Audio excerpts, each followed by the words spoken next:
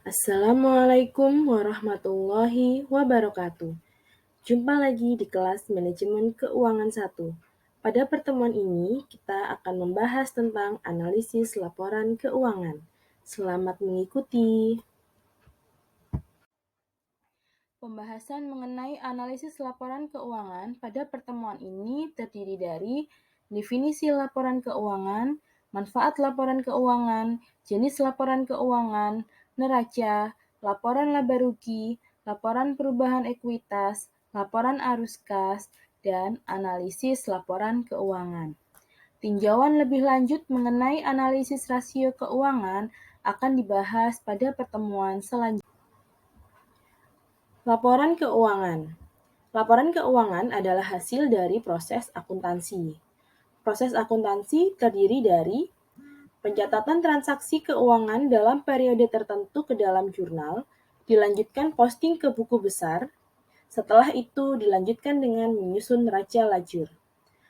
Neraca lajur ini sangat penting untuk dibuat karena sebagai dasar dalam penyusunan laporan keuangan. Adapun jenis laporan keuangan antara lain neraca, laporan laba rugi, laporan perubahan modal, dan laporan arus kas. Di antara berbagai laporan yang diterbitkan perusahaan kepada pemegang saham, laporan tahunan atau annual report adalah laporan yang paling penting. Laporan tahunan adalah laporan yang diterbitkan setiap tahun oleh perusahaan kepada para pemegang saham. Laporan ini berisi laporan keuangan dasar dan opini manajemen atas operasi perusahaan selama tahun lalu dan prospek perusahaan di masa depan.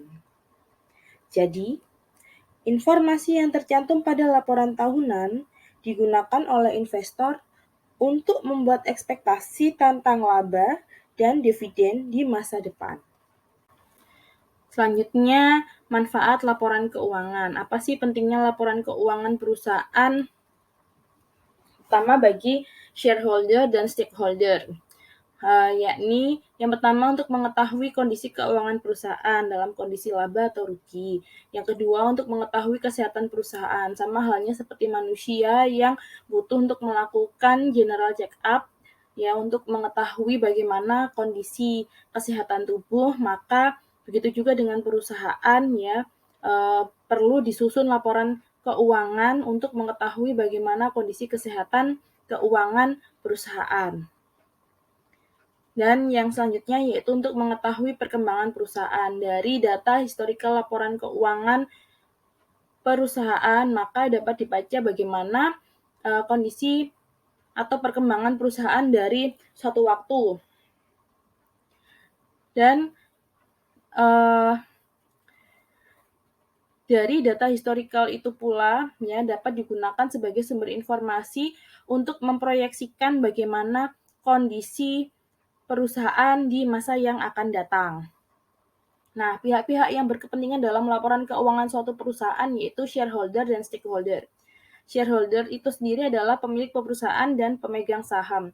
Biasanya shareholder dalam rapat tahunan RUPS atau rapat umum pemegang saham membahas mengenai prospek usaha, kemudian kinerja tahunan perusahaan, kondisi keuangan perusahaan, dan kondisi tampuk pimpinan perusahaan. Nah, ini penting ya sebagai sumber informasi untuk pengambilan keputusan investasi. Selanjutnya, stakeholder. Stakeholder adalah pemangku kepentingan, namun bukan pemilik perusahaan. Nah, stakeholder itu sendiri terdiri dari pegawai, supplier, kreditur, konsumen, dan sebagainya.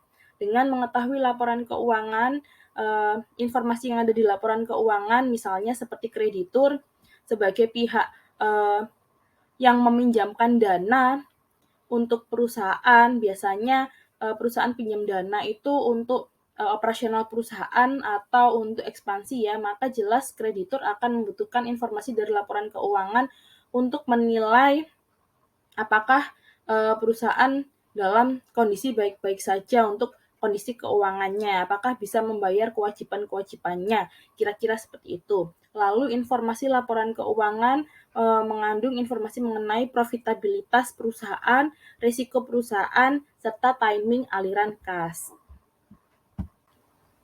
Neraca menunjukkan posisi keuangan perusahaan pada akhir suatu periode. Neraca disebut juga dengan ringkasan kekayaan perusahaan. Neraca terdiri dari dua sisi.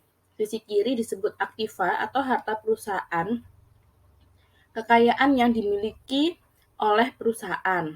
Sedangkan sisi kanan disebut juga dengan pasiva atau sumber pendanaan perusahaan, yakni sumber dana untuk membeli aset. Rumusnya adalah aktiva atau aset pada sisi kiri ya sama dengan utang atau kewajiban plus ekuitas. Nah, utang atau kewajiban plus ekuitas ini adalah pasiva yang ada pada sisi kanan. Nah, Anda dapat melihat contoh neraca ya pada sisi kanan yang ada di slide ini, di mana untuk aktiva dan pasiva totalnya haruslah balance atau seimbang. Setelah menyusun neraca, selanjutnya adalah menyusun laporan laba rugi. Laporan laba rugi adalah ringkasan aktivitas perusahaan selama jangka waktu tertentu. Elemen pokok laporan laba rugi antara lain pendapatan operasional dari hasil penjualan atau disebut juga dengan laba kotor, kemudian beban operasional, kemudian laba atau rugi. Nah, secara umum rumusnya adalah laba sama dengan penjualan dikurangi beban atau biaya. Adapun informasi dalam laporan laba rugi mencerminkan tingkat keuntungan perusahaan, resiko, fleksibilitas, serta kemampuan operasional perusahaan. Berikut adalah contoh laporan laba rugi. Laporan laba rugi PT Tulus Berkarya periode Desember 2021. Nah, di sini sama seperti slide sebelumnya ya, laba bersih didapatkan dari hasil pendapatan dikurangi beban, diperoleh laba sebelum pajak kemudian dikurangi pajak, maka ketemulah hasil dari laba bersih suatu perusahaan. Laporan perubahan ekuitas. Laporan perubahan ekuitas disusun setelah laporan laba rugi. Laporan perubahan ekuitas menunjukkan penambahan atau pengurangan modal, baik karena adanya tambahan hasil usaha, memperoleh sumbangan, atau adanya pembagian sisa hasil usaha atau perusahaan menderita kerugian. Laporan perubahan ekuitas itu kita menyusun laporan kekayaan perusahaan. Jadi modalnya pemilik perusahaan. Mengapa laporan perubahan ekuitas disusun setelah laporan laba rugi? Karena elemen dari laporan perubahan ekuitas itu sendiri adalah laba, di mana perlakuan laba setelahnya adalah dibagikan sebagai dividen atau menjadi laba ditahan. Elemen laporan perubahan ekuitas terdiri dari laba ditahan di awal periode, yakni laba ditahan di periode sebelumnya yang dapat digunakan pada periode saat ini. Kemudian laba bersih periode akun, dividen, laba yang dibagikan pada para pemilik saham, kemudian laba ditahan di akhir periode. Laba ditahan di akhir periode ini adalah laba ditahan pada periode saat ini yang dapat digunakan kemudian. Berikut adalah contoh laporan perubahan ekuitas.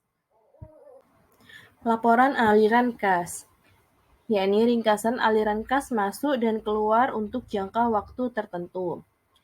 Di dalamnya terdiri dari keseluruhan aktivitas kas, mulai dari kas masuk dan keluar, sumber kas, seperti persediaan atau piutang, alokasi kas, misalnya untuk membeli aset, membayar utang jangka pendek, dan sebagainya. Dalam analisis laporan keuangan, terdapat 5 analisis rasio keuangan untuk mengetahui kinerja keuangan perusahaan. Antara lain, rasio likuiditas, yakni kemampuan perusahaan membayar kewajiban jangka pendeknya. Rasio aktivitas, kemampuan perusahaan menggunakan atau mengelola aset secara efisien. Rasio utang atau leverage, yakni kemampuan perusahaan memenuhi keseluruhan kewajibannya atau kemampuan perusahaan dalam membayar hutang. Rasio profitabilitas, kemampuan perusahaan dalam memperoleh laba atau keuntungan. Rasio pasar, yakni untuk mengukur prestasi pasar relatif terhadap nilai buku, pendapatan, atau dividen. Nah, kelima rasio ini akan kita bahas dalam pertemuan selanjutnya. Baiklah, demikian pembelajaran mengenai analisis laporan keuangan untuk pertemuan ini. Apabila ada pertanyaan atau kesulitan yang ditemui, jangan ragu untuk ditanyakan. Terima kasih. Wassalamualaikum warahmatullahi wabarakatuh.